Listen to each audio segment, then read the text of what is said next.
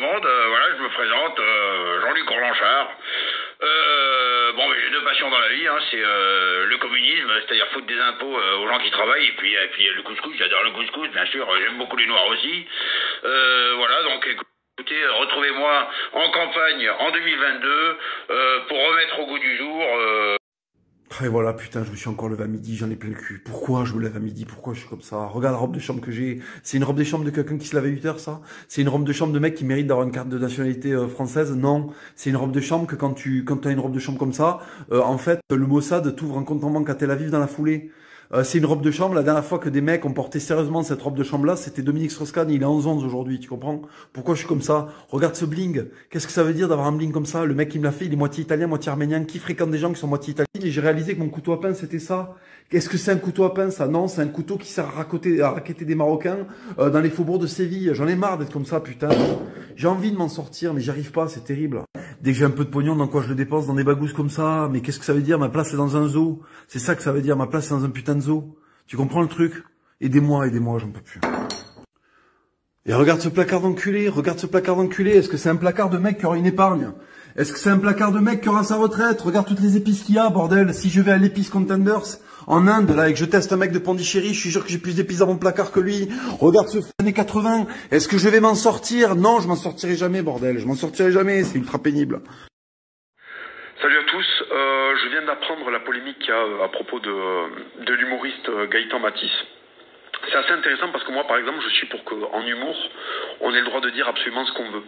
Mais puisque la gauche a installé des règles où en fait, il y a certaines blagues qui peuvent te conduire à la BRDP, parce qu'en fait, tout d'un coup, tu as fait une blague qui fait de toi un nazi, mais en fait, au bout d'un moment, ces choses-là se retournent contre ceux qui les avaient fabriquées. Donc en fait, cette petite merde qui a fait en fait un sketch sur les morts du Bataclan et qui souhaite donc que les électeurs d'Éric Zemmour meurent au Bataclan avec les victimes du Bataclan. En fait, moi, personnellement, ça me dérange pas que cette personne fasse ce genre de blague-là. Mais puisqu'en fait, moi, on m'interdit de faire les blagues que j'ai envie de faire, eh ben, puisqu'on doit vivre dans un monde de fils de pute, vivons dans un monde de fils de pute, et j'espère que cet humoriste va devoir répondre de son... Putain, regardez-moi cet énorme logo de Mac. Est-ce que c'est un logo de bière? Est-ce que c'est une pochette d'album de rap? On ne sait pas. Regardez le swag que dégage ce gros roi, quoi. Alors la Batin, c'est de la grosse binouse du Luxembourg.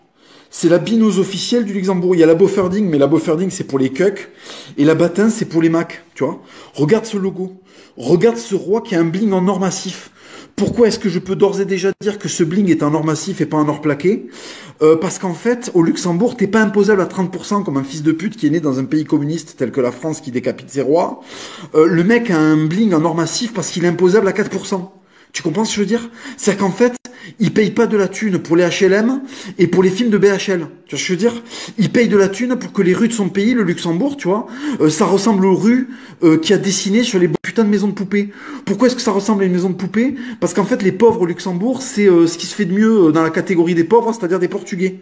C'est-à-dire des pauvres qui travaillent, des pauvres à qui tu donnes une truelle et une gamate, et les mecs, une heure plus tard, ta salle de bain, elle est faite. Qu'est-ce qui se passe? Regardez-moi ce manteau de Mac. Le mec a une fourrure. Est-ce que c'est les 101 dalmatiens? Est-ce qu'en fait le mec c'est Louis XVI? Est-ce qu'il s'est cosplayé en ours polaire? On ne sait pas. Mais en tout cas il swag. Regardez cette expression. Regardez cette expression de mec qui ne se fera pas couper la tête parce qu'il vit pas dans un putain de pays communiste, sataniste, dégénéré, géré par des francs-maçons. Le mec lève sa binouse, il en boit un coup, il la repose, il est à l'aise. Pourquoi? Parce que ce trimestre, il se fera pas déchirer le cul par des impôts de merde pour financer Solange je te parle. Tu comprends le truc? Le mec swag. Regarde son habit, rouge et noir. Alors je sais pas si c'est un putain d'hommage au Stade Toulousain, mais ça swag. Putain, mais merde, enculé, va. Eh ben alors les végétariens, qu'est-ce qui se passe? Eh ben alors, il y a combien d'animaux morts là? Bon, sans compter celui-là, quoi. Mais il y a combien d'animaux morts sur la table là? Qu'est-ce qui se passe? Du gros pâté aux pépites de foie gras de chez Mapa, quoi. De chez Mapa qui est présent au marché de Carbone le jeudi et de Muret le samedi.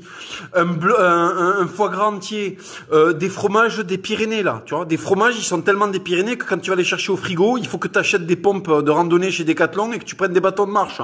Du gros pain, parce qu'on est en France, on n'est pas des fils de pute d'anglais là, donc on mange du pain. fin, on est des êtres humains.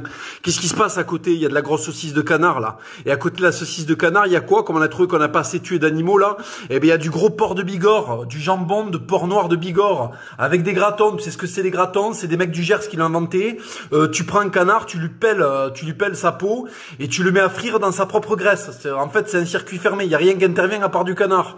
Et puis bon, après, voilà, là, c'est le festoche. Donc, il y a l'agnole, là. Il y a l'agnole. Il y a tellement de dépôts qu'on dirait le centre des colis de la Poste. Hein. Là, qu'est-ce que c'est? C'est un gros pinard de fils de pute de Bordelais, très très cher, mais très très bon quand même. Donc, on leur pardonne d'être Bordelais. Ensuite, on a du gros pinard de lourd Languedoc. C'est un régal. L'Armagnac, parce qu'un jour, le Gers va régner sur le monde. Ça, qu'est-ce que c'est? C'est du gros sauterne.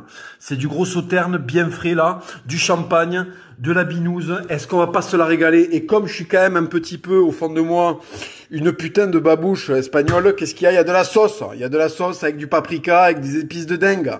Des épices que les conquistadors, ils sont allés mettre des claques aux quatre coins du monde pour les ramener, quoi. Donc du coup, après, on en fait des plats. Est-ce que c'est pas la vie, ça? Hein, Maximus? Enculé, va. Putain, les gars, en fait, hier, j'ai vu le trailer du dernier Star Wars. Et ça m'a fait réfléchir à un truc. C'est que bon, le scénario est pourri, ça, c'est incontestable. Le scénario, c'est de la merde, il est bourré d'incohérences. Les personnages sont mal écrits, ils ont pas de charisme, ils ont pas de background, ils ont pas de saveur. Pourquoi est-ce que le cinéma des années 90, en fait, globalement, met la raclée au cinéma de maintenant? Parce qu'en fait, maintenant, on veut faire croire à tous les wannabes de la planète, tous les lambdas, toutes les merdes sans relief, clonés de la planète, on veut leur faire croire que ils ont un destin particulier, en fait, tu vois.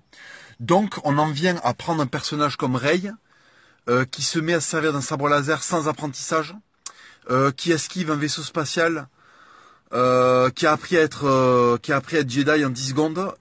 C'est tout à fait, en fait, à la mesure de cette nouvelle génération qui croit que tout peut se faire en 10 secondes, en fait, et qui refuse l'apprentissage, qui a pas l'humilité de se dire qu'à un moment, pour devenir Jedi, il faut s'y filer un petit peu, tu vois. C'est comme quand tu prépares un championnat du monde de boxe, t'es obligé de t'y filer, en fait. Tu vois, il y a un moment où il va falloir te préparer, parce que sinon tu vas prendre un sale crochet du gauche au deuxième, tu vois. Là, non, en fait. Là, tu peux être n'importe quel fils de pute lambda de la planète, être la putain de copie de ton prochain, et quand même avoir un destin hors norme, tu vois. Et en fait, le cinéma reprend ça, et du coup, les persos sont des merdes, en fait, maintenant. Donc, il n'intéresse plus personne, parce qu'en fait, on n'y croit pas. On n'y croit pas. Kylo Ren est une merde. Kylo Ren, c'est pas un méchant. Kylo Ren, c'est un adolescent qui a besoin qu'on lui file de la vitamine A et une cure de magnésium, en fait, c'est tout. Et tous les autres persos, c'est pareil. La badassitude n'existe plus. Quand j'étais gosse, tu voyais Schwarzy, tu voyais Stallone, t'avais déjà commencé à faire ta puberté alors que t'étais en 6e, en fait. T'avais envie.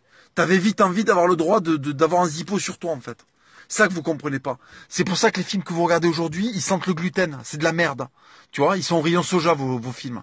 C'est ça, en fait, qui se passe dans vos vies. C'est pour ça que vous n'avez, en fait, aucune estime de vous-même, en réalité. Parce que si vous acceptez d'avoir des héros comme ça, c'est que vous êtes des merdes. Ça y est les amis, on y est, nouvelle bataille à mener, après la bataille d'internet qu'on a gagnée en écrasant nos adversaires islamo-gauchistes. Aujourd'hui, il y a une nouvelle bataille à mener en kiosque. Vous savez que les kiosques, c'est énormément de magazines d'extrême gauche. Aujourd'hui les gars, on a créé un projet qui va bousculer tout ça. Ce projet, c'est La Furia. Je vous mets le lien vers le site. On a besoin de 15 000 abonnés. Si on a 15 000 abonnés pour le magazine La Furia, on sort un magazine de 140 pages trimestrielles. Dedans, ça va être la boucherie. Il y a Marceau, il y a Laurent Berton, moi-même, Laura Magnier, plein d'influenceurs de droite que vous suivez qui vont s'ajouter au projet très très très prochainement. Donc là, on est vraiment sur le moment où on va pouvoir faire en kiosque ce qu'on a réussi à faire sur Internet. Très important de mener cette bataille-là, parce qu'on va toucher d'autres personnes qu'on touche sur Internet, d'autres générations. L'idée, c'est de faire un truc qui soit absolument légendaire. D'ailleurs, ce projet, c'est une réponse à la tentative en fait de censure que j'ai subie de la part de Jean-Luc Mélenchon et de toute sa cohorte de journalistes d'extrême gauche en état de démitude avancée. C'est ma réponse. Ma c'est, hop, t'essaies de me couper le sifflet, ça part sur un magazine trimestriel de 140 pages, où je punchline comme un débile mental, avec bien sûr derrière une armée d'avocats pour pas me faire casser les couilles. Vous savez que mon entretien chez Livre Noir a été censuré, c'est-à-dire que quand on se met sur la vidéo, c'est bloqué. En fait, c'est pas grave, on me coupe un moyen d'action, j'en crée un autre. Je vous le dis, la Furia, c'est du magazine. J'aimerais bien voir comment ils vont censurer ça. Ça va être rigolo à voir. Ils pourront pas le faire, en fait. C'est pour ça que c'est déjà rigolo. Du coup, voilà. La Furia, si vous abonnez, vous me permettez, en fait, de m'exprimer, moi et mes autres camarades qui sont aussi souvent censurés, sur un nouveau format. Putain, ce matin, j'allume la téloche, je sais pas sur quelle chaîne je tombe. Direct, je tombe sur la gueule à Hugo Clément, là, sa tête, sa maxi-tête là, de présentateur météo dégueulasse, insipide. Et ça m'a tellement foutu le moral à zéro que j'ai eu un réflexe d'animal. Tu sais, les animaux, quand ça va pas, quand t'as du stress, ils montent vite sur un promontoire, tu vois. Donc moi, j'ai fait pareil. Ça m'a tellement stressé que le mec soit un fils du soja à ce point-là, si tu veux. Ça m'a tellement stressé que sa gueule, elle soit de synthèse à ce point-là, tu vois, qu'il y a absolument 0,0% d'artisanat dans la construction de sa gueule, que je suis vite monté sur un promontoire, tu vois, comme le dernier des macaques, en fait. J'ai eu un réflexe d'énorme macaque. C'est qu'en fait, j'ai stressé, tu vois, je l'avoue, j'ai stressé, j'ai vu cette gueule, j'ai stressé, tu sais. Et là, je suis vite monté sur la plus haute branche que j'ai trouvée, donc en l'occurrence, cette montagne, tu vois, pour dominer, tu sais, pour revenir à des trucs sains, pour me sentir comme un putain d'alpha, en fait, tu vois. Pour me dire que dans la vie, certes, il y a Hugo Clément, mais qu'en fait, si tu montes suffisamment haut, si tu veux, tu le domines. Tu vois, il viendra pas te chercher ici. Parce que déjà, dans la montée, il va mourir 4 fois. Tu vois, le seul truc qu'il a gravi dans sa vie, c'est pas des montagnes, c'est les escaliers qui mènent chez son nutritionniste, en fait, tu vois. Pour lui demander s'il va enfin passer sur une IMC respectable, tu vois. Donc, si tu veux, je suis monté. Et en fait, en montant, je me suis dit, quitte à monter, autant faire un truc utile. Et autant, au lieu de faire, si tu veux, le protestant, là, qui vient avec un télescope pour s'extasier des marmottes qui font des trous dans la montagne, que tout le monde s'en bat les couilles, tu vois. Je suis venu faire un truc lourd. Je suis venu avec un olifant, tu sais. Je suis venu sonner l'olifant au cas où il y a toujours, tu sais, Roland et Charlemagne, tu sais, coincés à Roncevaux. Et peut-être que s'ils entendent un corps, ils vont répondre, tu vois. Peut-être que les mecs sont perdus dans la montagne. Peut-être qu'ils ont trouvé la fontaine de Jouvence, qu'ils ont bu de l'eau. Qu'ils ont acquis la vie éternelle, mais qui se sont perdus. Et que du coup, ils n'ont pas retrouvé leur chemin et qu'ils attendent que quelqu'un les appelle. Et ben voilà, je suis là, quoi.